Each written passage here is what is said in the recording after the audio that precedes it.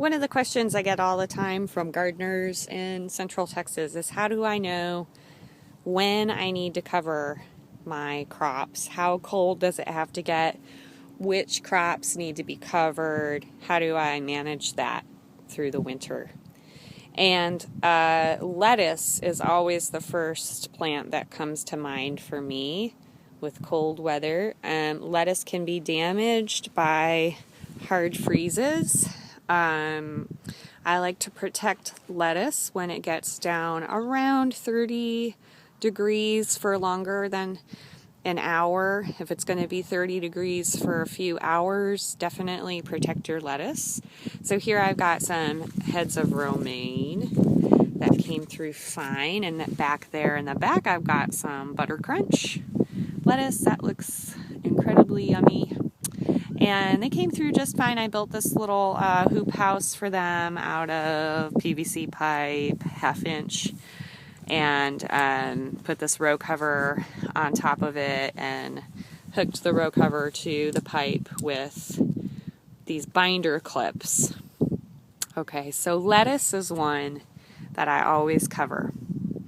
Another thing that you need to cover are new plants, newly established plants. So if you just planted something new, they need to be covered. So if you bought little transplants at the store and then put them in the ground and they've only been in the ground for a couple of weeks, like Jennifer's broccoli here, see those little broccoli plants? They're so tiny and vulnerable. It's a good idea to cover them because they're not acclimated to your site yet, and they've gone through some root damage, which makes it hard for them to take up water, makes them dehydrated, and then they freeze more easily because they have less water in them, and less water freezes faster. But on the other hand, there are some plants with light freezes you don't have to cover at all. Like Jennifer has this tot soy here, which is kind of like bok choy. You see the white, isn't that beautiful? White ribs there. Came through, no problem. She didn't cover this. It looks gorgeous. No problem. You don't need to cover those types of crops. Here's some chard, Swiss chard of hers that got a little bit floppy, but it should recover without any problems.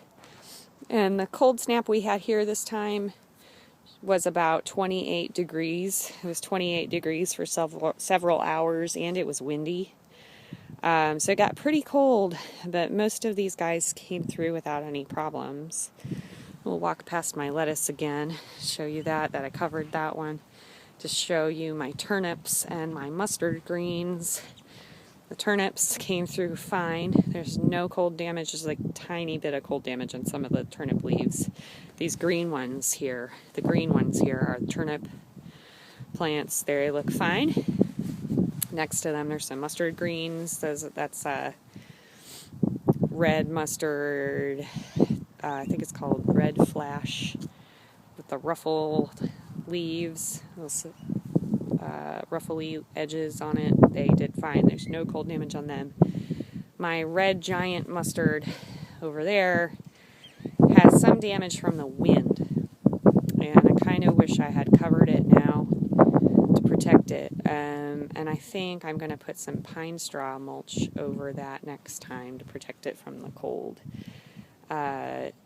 So when it starts getting below 28 degrees for a long period of time, especially if it didn't rain, if there's no rain before the freeze, and especially if it's windy, it's a really good idea to cover your whole garden. And so you can use row cover like that to cover your whole garden with it. Jennifer had row cover over here that she just laid over the garden and pinned it down with bricks, which works fine. Never, ever, ever use vinyl or plastic over your plants, because if they come in contact with the leaves, they will freeze.